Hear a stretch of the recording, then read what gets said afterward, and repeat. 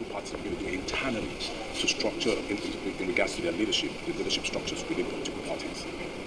Well, political parties are very fundamental, to how politics operates. All of us are, as Plato said, we're all political animals. So all of us are involved in politics at different levels.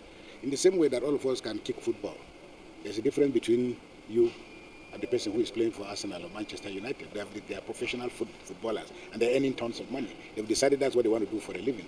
Now, those who have decided they want to make politics a career, it's a noble vocation. But the tragedy with the Nigerian situation, which really started with the military interventions, was that we lost confidence and we lost trust in politics and political processes. Otherwise, as you can see, almost every presidential elections we've had in Nigeria, we've had them under different political platforms. In part because people lose and they don't have the discipline to stay the course. They simply jump ship. So for politics to stabilize, political parties are the foundation. And if there isn't discipline within the political parties, you cannot have followers. And the problem is that because the politicians have turned political parties into mere contraptions and vehicles for ascending to power, vehicles that once they ascend to power, they literally kick away. This has resonated negatively in ordinary Nigerians who think that, look, there's nothing for them to feel very strongly and very convinced about. So the ball goes back to the net of the political class, that they have to create nobility around politics. They have to establish discipline, culture, because finally, in every political process, there's what you call political culture. And political culture speaks to the ethical choices that members of parties have to imbibe, a certain level of discipline that members of political parties have to imbibe. So for me, those are the issues. And what we're trying to discuss here is to help the political class in Nigeria to understand that it's a way things can be done differently. Okay, let's take a look at all the registered political parties in politics, the main players. There always seems to be factions within these political parties. And correct me if I'm wrong, since 1999 that we went back to democracy, there is no one particular party chairman, maybe except for one, that has completed his tenure. What should be the address here?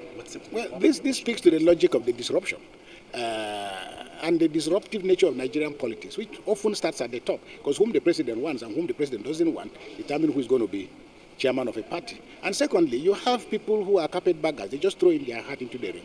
And some people decide that maybe a ruling party or a bigger party decides it wants to fish in your pond. And it does so by either directly or indirectly sponsoring people in order to disrupt the processes. So it's the business of politics and political parties to defend their territory. Because politics in Nigeria is not about conviction. And I think we will probably get to a point, I don't know when, where politics can become believable. But there has to be a culture that people can go back to. There have to be individuals with outstanding discipline and quality of life that make politics believable. So the disruption you see within is largely because politics is like in Nigeria, like people who have just appeared before a carcass. Everybody's come with their knife to slice whatever they can slice. So people who belong to a party can take money from another party in order to disrupt the processes in their system. This is why, like I keep saying, the quality of men and women who are in this process remains quite questionable in terms of the kind of choices and recruitment processes and the decision as to who is going to be party chairman. What kind of qualities do you need in a person who is going to be chairman of your party? Because he is really the poster child of the party. But you're not going to choose somebody just on grounds of their capacity to manipulate a system and get outcomes. You're not going to choose people who will probably just surround themselves with other thugs and bandits around them to enforce outcomes. As I said, you can see that, like I said, 95 million Nigerians register out of enthusiasm to vote. But by the time of voting, people have become so disenchanted that only 20 million Nigerians don't. It could be worse next time. So, as I said, 99% of all this depends on how people behave themselves. But finally, if you use the football metaphor, supporters clubs members of supporters clubs in football now have a voice. Because as you can tell, very often their decisions about a particular player will force the coach to act in a particular kind of way. So we must not see ourselves as spectators. We shouldn't see ourselves as, many good people say tonight, we're not interested in politics. You must be interested, because if you're not interested in politics, politics is very much interested in you. And it's beyond elections. All right? Thank you very much, sir.